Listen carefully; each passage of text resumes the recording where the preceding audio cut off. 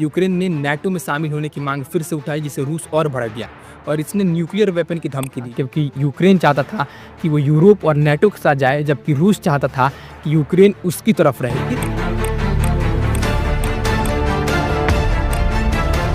कि पुतिन का मकसद नाटो को कमजोर करना था, लेकिन उल्टा नाटो और मजबूत हो गया और इसकी वजह से 24 फरवरी 2022 को सुबह सुबह रूस ने यूक्रेन पर हमला बोल दिया। ये छोटा मोटा हमला नहीं था। रूस की सेना ने यूक्रेन के कई शहरों पर एक साथ हमले शुरू किए, मिसाइलें दागी गई, टैंक बॉर्डर पार करके यूक्रेन में घुस गए और एयर स्ट्राइक शुरू हो गई। आप सभी को राधे राधे, जय श्री कृष्ण। करीब 70 साल पहले दुनिया में एक बहुत बड़ा और ताकतवर देश था, जिसे सोवियत यूनियन यानी यूएसएसआर कहा जाता था। ये देश इतना बड़ा था कि इसमें आज के रूस के साथ साथ 14 और देश शामिल थे, जैसे यूक्रेन, बेलारूस, जॉर्जिया, कजाकिस्तान और कई छोटे बड़े इलाके। सोवियत यूनियन की कैपिटल मॉस्को थी और रूस इसमें सबसे बड़ा और सबसे इम्पोर्टेंट पार्ट था। लेकिन 1991 में ये बड़ा देश टुकड़ों में बट गया। सोवियत यूनियन की शुरुआत साल 1922 में हुई थी, जब रूस और उसके आसपास के कुछ इलाकों ने मिलकर एक नया देश बनाया। ये देश कम्युनिस्ट था, यानी यहाँ गवर्नमेंट का पूरा कंट्रोल था, ना कोई प्राइवेट कंपनी थी, ना लोग अपने मर्जी से बहुत कुछ कर सकते थे।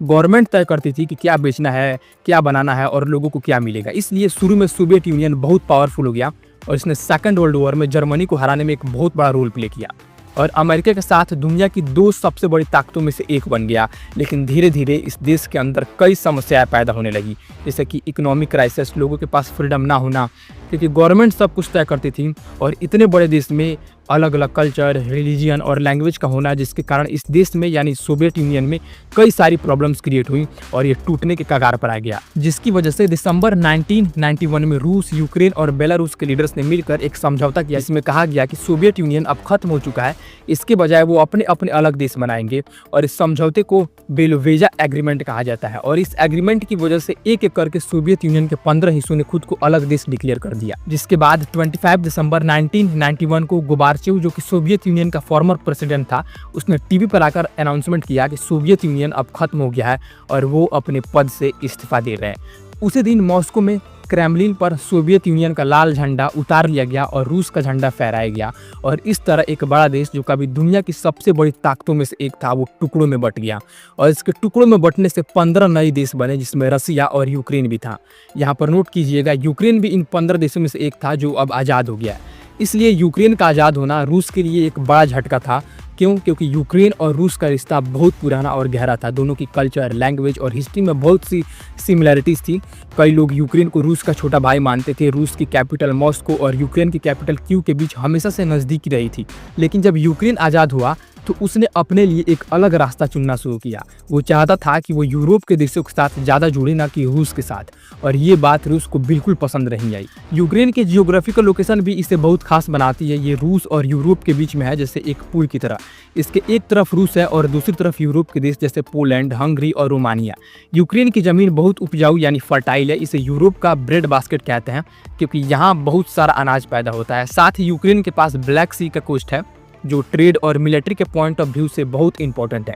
तो रूस के लिए यूक्रेन का साथ रहना इसलिए ज़रूरी था क्योंकि वो नहीं चाहता था कि यूक्रेन पूरी तरह से यूरोप के साथ चला जाए।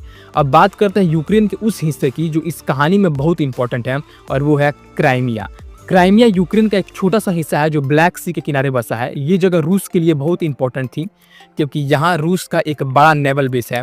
और साल 1954 में जब यूक्रेन सोवियत यूनियन का हिस्सा था, तो उस टाइम के रशियन लीडर ख्रुश्चेव ने क्राइमिया को यूक्रेन को दे दिया।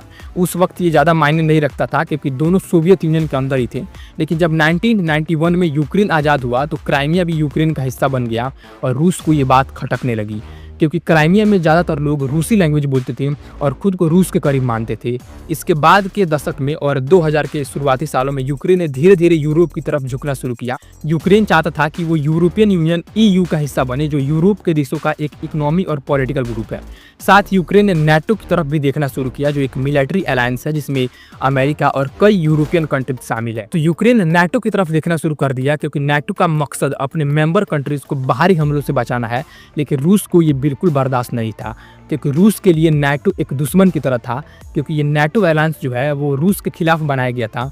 अगर यूक्रेन नाटो में शामिल हो जाता तो रूस के ठीक बगल में नाटो की सेना खड़ी हो जाती। इसलिए रूस के प्रेसिडेंट व्लादिमीर पुतिन जो 2000 से रूस में पावर में है, उन्होंने यूक्रेन को बार बार वार्निंग दी कि वो यूरोप और नाटो से ज्यादा नजदीकी ना बढ़ाए, लेकिन यूक्रेन ने अपनी आजादी को और मजबूत करने की कोशिश की। इसी बीच रूस ने यूक्रेन के अंदर अपने इम्पैक्ट को बनाए रखने की कोशिश की, खासकर क्राइमिया और यूक्रेन के ईस्टर्न पार्ट जैसे डोनेटस्क और लुहानस्क में, जहां रूसी लैंग्वेज बोलने वाले लोग ज़्यादा थे। तो इन इलाकों में रूस ने लोकल लोगों को अपने साइड में करने की कोशिश की। और साल 2004 में यूक्रेन में एक बड़ा मूवमेंट हुआ जिसे ऑरेंज रिवॉल्यूशन कहा जाता है। उस वक्त यूक्रेन के लोग सड़कों पर उतर आए क्योंकि उन्हें लगा कि उनके देश का लीडरशिप रूस के इशारों पर काम कर रहा है। इसलिए इस मूवमेंट ने यूक्रेन में एक ऐसी गवर्नमेंट लाई जो यूरोप के साथ ज़्यादा करीब थी। लेकिन रूस ने हार नहीं मानी, उसने यूक्रेन के ऊपर फाइनेंशियल प्रेशर बनाना शुरू किया, जैसे गैस की सप्लाई रुकना, क्योंकि यूक्रेन रूस से गैस खरीदता था। फिर आया 2014 का साल जो इस कहानी का एक बड़ा मोड़ था। उस साल भी यूक्रेन में एक और बड़ा मूवमेंट हुआ जिसे यूरो मैदान कहा जाता है। यूक्रेन के लोग फिर से सड़कों पर उतर आए क्योंकि उनकी गवर्नमेंट ने यूरोपियन यूनियन के साथ एक इम्पोर्टेंट डील करने से मना कर दिया था, क्योंकि ये गवर्नमेंट रूस के दबाव में थी। इसलिए ये यूरो मैदान मूवमेंट हुआ जिसमें सैकड़ों लोग मारे गए और आखिरकार यूक्रेन की रूस सपोर्टेड गवर्नमेंट को हटा दिया गया। इसके बाद यूक्रेन में एक नई गवर्नमेंट आई जो यूरोप और नाटो के साथ और करीब जाना चाहती थी। तो रूस ने इसका जवाब बहुत स्ट्रिक्टली दिया और 2014 में रूस ने क्राइमिया पर कब्जा कर लिया और वहाँ अपनी आर्मी भेजी और एक रेफरेंडम करवाया। रेफरेंडम मीन्स एक ऐसा ओकेजन जब किसी देश के सभी लोग किसी पर्टिकुलर पॉलिटिकल क्वेश्चन पर वोट कर सकते हैं। इसमें कहा गया कि क्राइमिया के लोग रूस के साथ मिलना चाहते हैं, लेकिन ये रेफरेंडम बहुत कंट्रोवर्शियल था और दुनिया के ज़्यादातर देशों ने इसे मान्यता नहीं दी। लेकिन रूस ने क्राइमिया को अपने देश में शामिल कर लिया और इसे यूक्रेन को एक बहुत बड़ा झटका लगा। उसी समय यूक्रेन के ईस्टर्न पार्ट्स डोनेटस्क और लुहानस्क में रूस सपोर्टर्स रेबल्स ने हथियार उठा लिए, क्योंकि इन रेबल्स को रूस से हथियार और सपोर्ट मिल रहा था। इन इलाकों में यूक्रेन की सेना और प्रो रशियन रेबल्स के बीच जंग शुरू हो गई। इस जंग में हजारों लोग मारे गए और इन इलाकों ने खुद को अलग रिपब्लिक डिक्लेयर कर लिया। हालांकि दुनिया के ज़्यादातर देश इन्हें यूक्रेन का हिस्सा ही मानते हैं। अब इस पूरे समय रूस और यूक्रेन के बीच टेंशन बढ़ता गया, क्योंकि यूक्रेन चाहता था कि वो यूरोप और नाटो के साथ जाए, जबकि रूस चाहता था कि यूक्रेन उसकी तरफ रहे। इसलिए इस टेंशन ने धीरे धीरे एक बड़े युद्ध की नींव रखी। 2014 से 2022 तक यूक्रेन के ईस्टर्न पार्ट्स में छोटे मोटे कॉन्फ्लिक्ट चलती रही, लेकिन कोई बड़ा हल नहीं निकला। इसी दौरान यूक्रेन में एक नया लीडर सामने आया और वो थे वोलोदिमीर ज़ेलेंस्की। ज़ेलेंस्की पहले एक कॉमेडियन और एक्टर थे, लेकिन 2019 में यूक्रेन के प्रेसिडेंट बने। उन्होंने वादा किया कि वो देश को और मजबूत करेंगे, करप्शन को खत्म करेंगे और यूरोप के साथ रिलेशन को और गहरा करेंगे। लेकिन रूस के लिए ज़ेलेंस्की का आना और इनकी पॉलिसीज एक और खतरे की तरह थी। रूस ने बार बार कहा कि वो यूक्रेन को नाटो में शामिल नहीं होने देगा और इस तरह 1991 से लेकर 2022 तक यूक्रेन और रूस के बीच टेंशन धीरे धीरे बढ़ता गया। ये टेंशन न सिर्फ दो देशों के बीच का था, बल्कि इसमें यूरोप, अमेरिका और नाटो भी शामिल थे। ये एक ऐसी जंग की शुरुआत थी जो सिर्फ जमीन के लिए नहीं, बल्कि पावर, हिस्ट्री और दुनिया भर में इन्फ्लुएंस के लिए थी। अब साल 2022 की शुरुआत में दुनिया को अंदाजा नहीं था कि जल्द ही एक ऐसा युद्ध शुरू होने वाला है जो न सिर्फ यूक्रेन और रूस बल्कि पूरी दुनिया को हिला देगा। पिछले कई सालों से रूस और यूक्रेन के बीच टेंशन बढ़ रहा था, लेकिन अब ये टेंशन एक खुली जंग में बदलने वाला था, क्योंकि 2021 के अंत में रूस ने यूक्रेनियन बॉर्डर के पास अपनी सेना को इकट्ठा करना शुरू किया। हजारों सैनिक, टैंक, तोपें और हथियार यूक्रेन की बॉर्डर के करीब पहुंचने लगे। दुनिया के देशों ने इसे देखा और चिंता जताई, लेकिन रूस ने कहा कि ये सिर्फ उसकी मिलिट्री ट्रेनिंग है। लेकिन हकीकत में रूस के प्रेसिडेंट व्लादिमीर पुतिन कुछ और ही सोच रहे थे। पुतिन का मानना था कि यूक्रेन को रूस से अलग नहीं होना चाहिए। उनके लिए यूक्रेन सिर्फ एक पड़ोसी देश नहीं, बल्कि रूस की कल्चर और हिस्ट्री का एक हिस्सा था। पुतिन ने कई बार कहा कि यूक्रेन का अलग होना एक हिस्टोरिकल मिस्टेक थी। साथ ही वो ये भी मानते थे कि नाटो और यूरोप यूक्रेन को उनके खिलाफ इस्तेमाल कर रहे हैं। पुतिन को डर था कि अगर यूक्रेन नाटो में शामिल हो गया तो रूस की सुरक्षा को खतरा होगा। इसलिए उन्होंने यूक्रेन को अपने कंट्रोल में लाने का फैसला किया और इसकी वजह से 24 फरवरी 2022 को सुबह सुबह रूस ने यूक्रेन पर हमला बोल दिया। ये छोटा मोटा हमला नहीं था। रूस की सेना ने यूक्रेन के कई शहरों पर एक साथ हमले शुरू किए। मिसाइलें दागी गई, टैंक बॉर्डर पार करके यूक्रेन में घुस गए और एयर स्ट्राइक शुरू हो गए। यूक्रेन की कैपिटल कीव, खारकिव, मारियुपोल और ओडिशा जैसे बड़े शहरों पर बम बरसने लगे। रूस की सेना ने यूक्रेन के एयरपोर्ट्स, मिलिट्री बेस और इंफ्रास्ट्रक्चर को निशाना बनाया। दुनिया के लिए ये एक चौंकाने वाला पल था, क्योंकि सेकेंड वर्ल्ड वॉर के बाद यूरोप में इतना बड़ा युद्ध नहीं देखा गया था। रूस ने इस अटैक को स्पेशल मिलिट्री ऑपरेशन कहा। पुतिन ने टीवी पर आकर कहा कि उनका मकसद यूक्रेन को नाजिज्म से फ्री करना और डोनेटस्क और लुहांस्क के लोगों की रक्षा करना है, लेकिन ये सिर्फ बहाना था। दुनिया के ज़्यादातर देशों और एक्सपर्ट्स का मानना था कि रूस का असली मकसद यूक्रेन को अपने कब्जे में लेना या कम से कम उसे इतना कमजोर करना था कि वो कभी नेटो या यूरोप का हिस्सा ना बन सके। यूक्रेन के लिए ये हमला एक बड़ा झटका था, लेकिन यूक्रेन ने हार नहीं मानी। यूक्रेन के प्रेसिडेंट वोलोदिमीर ज़ेलेंस्की ने देश को एकजुट करने का काम किया। वो कीव में ही रहे और दुनिया को वीडियो के जरिए बताया कि वो अपने देश को नहीं छोड़ेंगे। ज़ेलेंस्की ने यूक्रेन के लोगों से कहा, हमें अपने देश की रक्षा करनी है, और यूक्रेन के लोग सड़कों पर उतर आए। ना सिर्फ सोल्जर बल्कि आम लोग भी हथियार उठाकर रूस की सेना से लड़ने लगे।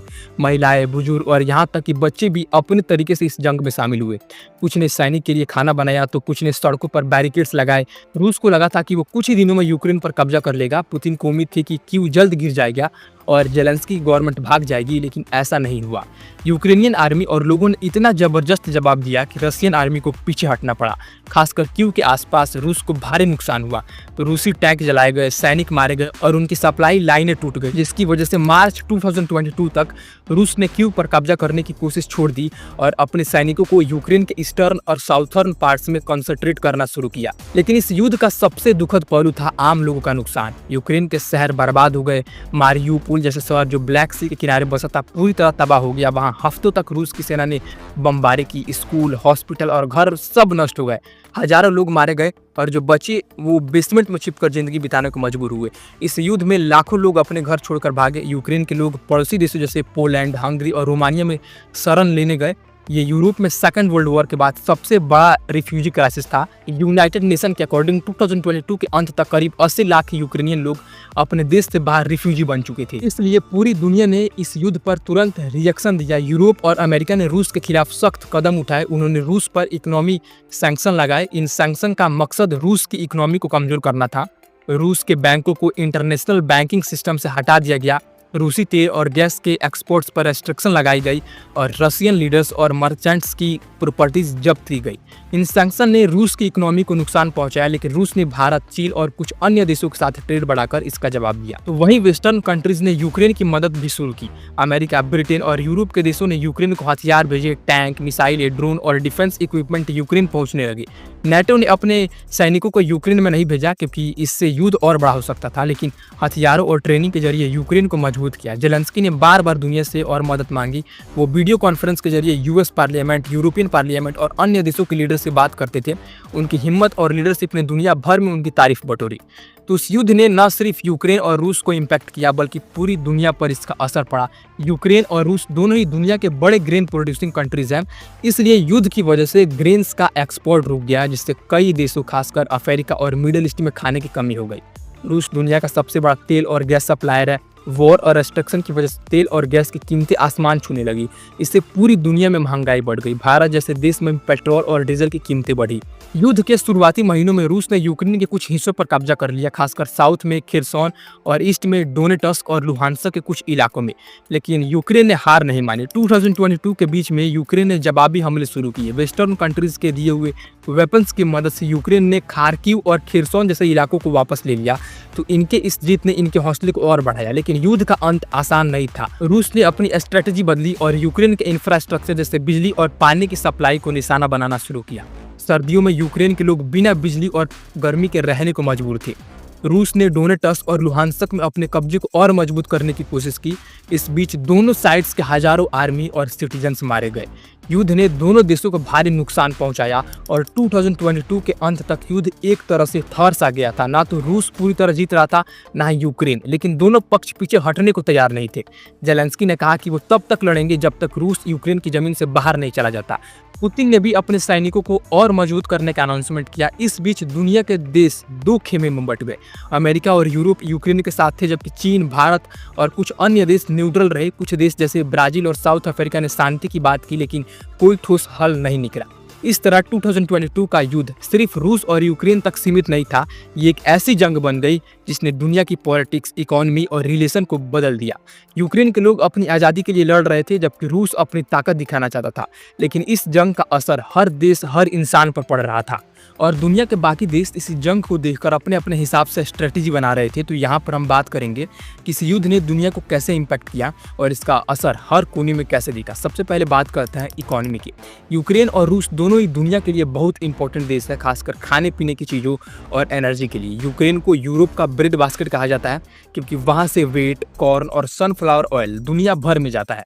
रूस भी वेट और फर्टिलाइजर का बड़ा एक्सपोर्टर है। जब युद्ध शुरू हुआ तो यूक्रेन के पोर्ट बंद हो गए और रूस पर रेस्ट्रिक्शंस की वजह से उसका ट्रेड भी रुक गया और नतीजा ये निकला कि दुनिया भर में ग्रेन्स की कमी हो गई। अफ्रीका और मिडिल ईस्ट के कई देश जो यूक्रेन और रूस से ग्रेन्स खरीदते थे, वहाँ खाने की कीमतें आसमान छूने लगी। भारत जैसे देशों में भी खाने की चीज़ों की कीमतें बढ़ गई क्योंकि गेहूं और खाने के तेल का इंपोर्ट अफेक्ट हुआ। इसके अलावा रूस दुनिया का सबसे बड़ा तेल और गैस एक्सपोर्टर देशों में से एक है। यूरोप के कई देश जैसे जर्मनी और इटली अपनी गैस की ज़रूरतों के लिए रूस पर डिपेंड थे, लेकिन युद्ध के बाद यूरोप ने रूस से गैस खरीदना कम कर दिया। रूस ने भी जवाब में यूरोप को गैस की सप्लाई रोक दी। इससे यूरोप में एनर्जी क्राइसिस क्रिएट हो गया। सर्दियों में लोग बिना गर्मी के रहने को मजबूर हुए। तेल और गैस की प्राइसेस बढ़ने से पूरी दुनिया में महंगाई बढ़ गई। भारत जैसे देशों में पेट्रोल और डीजल की कीमतें रिकॉर्ड लेवल पर पहुंच गई। लोग गाड़ियाँ चलाने और रोजमर्रा की चीज़ें खरीदने में परेशान होने लगे। इस महंगाई ने आम लोगों की जिंदगी को और मुश्किल बना दिया। यूरोप और अमेरिका में लोग बिजली और गैस के बिलों से परेशान थे।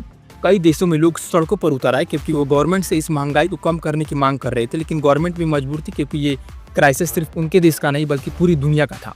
इस बीच रूस ने अपनी गैस और तेल की सेल को भारत, चीन और कुछ अन्य देशों की तरफ मोड़ लिया। भारत ने रूस से सस्ता तेल खरीदा जिससे रूस को कुछ इकोनॉमी रिलीफ मिली, लेकिन यूरोप का संकट और गहरा हो गया। अब बात करते हैं रिफ्यूजी क्राइसिस की। यूक्रेन में युद्ध की वजह से लाखों लोग अपने घर छोड़कर भागने को मजबूर हुए। औरतें, बच्चे और बुजुर्ग पड़ोसी देशों जैसे पोलैंड, हंगरी और रोमानिया में भाग के चले गए। ये लोग अपने पीछे सब कुछ छोड़ाए थे, उनके घर, स्कूल और यादें। पोलैंड जैसे देश ने लाखों यूक्रेनियन रिफ्यूजी को अपने यहाँ जगह दी। स्कूलों और कम्युनिटी सेंटर को रिफ्यूजी कैंप में बदल दिया गया, लेकिन इतने सारे लोगों को संभालना आसान नहीं था क्योंकि रिफ्यूजी को नौकरी, घर और बच्चों की पढ़ाई जैसी बेसिक ज़रूरतों के लिए स्ट्रगल करना पड़ा। कई यूक्रेनी महिलाएं और बच्चे यूरोप के अलग अलग देशों में बिखर गए और उनके परिवार टूट गए। ये सेकेंड वर्ल्ड वॉर के बाद यूरोप का सबसे बड़ा रिफ्यूजी क्राइसिस था। और ना केवल ये बल्कि इस युद्ध ने दुनिया की पॉलिटिक्स को भी बदल दिया। इस जंग ने दुनिया को दो खेमों में बांट दिया। एक तरफ थे अमेरिका, यूरोप और उनके एलाइड कंट्रीज जो यूक्रेन का सपोर्ट कर रहे थे, वो यूक्रेन को हथियार, पैसे और मोरल सपोर्ट दे रहे थे। दूसरी तरफ रूस था जिसे चीन, नॉर्थ कोरिया और कुछ अन्य देशों का सपोर्ट मिला, लेकिन कई देश जैसे भारत, ब्राजील और साउथ अफ्रीका इस वॉर में न्यूट्रल रहे। इन देशों ने न तो रूस को खुलकर सपोर्ट किया ना ही यूक्रेन को। भारत ने बार बार शांति की अपील की और कहा कि इस जंग का हल बातचीत से निकालना चाहिए, लेकिन बातचीत की राह मुश्किल थी क्योंकि रूस और यूक्रेन दोनों अपनी शर्तों पर अड़े थे। लेकिन इस युद्ध ने नाटो को और मजबूत कर दिया। नाटो पहले से ही एक ताकतवर मिलिट्री अलायंस था, लेकिन इस युद्ध ने इसे और रिक्रूट कर दिया। स्वीडन और फिनलैंड जैसे देश जो पहले नाटो से दूरी बनाए रखते थे, उन्होंने नाटो में शामिल होने का फैसला किया। ये रूस के लिए एक बड़ा झटका था क्योंकि पुतिन का मकसद नाटो को कमजोर करना था, लेकिन उल्टा नाटो और मजबूत हो गया। अमेरिका और यूरोप ने नाटो के लिए अपने मिलिट्री स्पेंडिंग को और बढ़ा दिया, जिससे दुनिया में आर्म रेस और इंटेंसिफाइड हो गई। लेकिन वहीं दूसरी तरफ रूस ने भी अपने दोस्तों को इकट्ठा करना शुरू किया, जिसमें रूस, चीन, भारत, ब्राजील और साउथ अफ्रीका जैसे देशों का ग्रुप, जिसे ब्रिक्स कहते हैं, इस वॉर के दौरान और एक्टिव हो गए। ब्रिक्स देशों ने रूस के खिलाफ लगे रेस्ट्रिक्शंस को क्रिटिसाइज किया और कहा कि ये रेस्ट्रिक्शंस दुनिया की इकोनॉमी को नुकसान पहुंचा रहे हैं। रूस ने चीन के साथ अपने रिश्ते को और मजबूत किया। चीन ने रूस को हथियार तो नहीं दिए, लेकिन इकोनॉमी और पॉलिटिकल सपोर्ट जरूर दिया। इस तरह ये युद्ध सिर्फ रूस और यूक्रेन के बीच नहीं बल्कि वेस्टर्न कंट्रीज और ब्रिक्स जैसे ग्रुप के बीच एक ग्लोबल कॉन्फ्लिक्ट बन गया।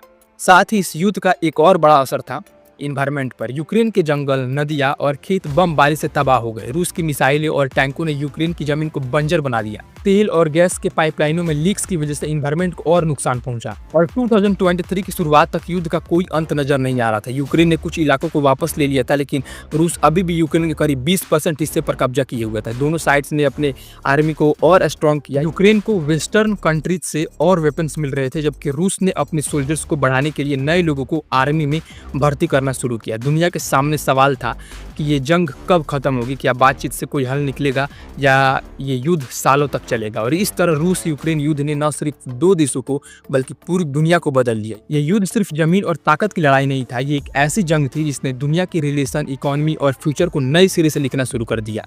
दुनिया के देश इस युद्ध को लेकर बटे हुए थे। अमेरिका और यूरोप यूक्रेन के साथ थे, लेकिन वो रूस के साथ सीधा टकराना नहीं चाहते थे। नाटो ने बार बार कहा कि वो यूक्रेन में अपने सैनिक नहीं भेजेगा क्योंकि इससे थर्ड वर्ल्ड वॉर शुरू हो सकता है। लेकिन हथियारों और पैसों की मदद से नाटो यूक्रेन को मजबूत करता रहा। दूसरी तरफ रूस ने चीन, ईरान और नॉर्थ कोरिया जैसे देशों से सपोर्ट लिया। चीन ने रूस को हथियार तो नहीं दिए, लेकिन डिप्लोमेसी और इकोनॉमिक हेल्प जरूर दी। भारत ने न्यूट्रल स्टैंस अपनाया। भारत ने ना तो रूस की निंदा की, ना ही यूक्रेन को खुलकर सपोर्ट किया। भारत ने बार बार शांति की अपील की और कहा कि इस जंग का हल सिर्फ बातचीत से निकलेगा।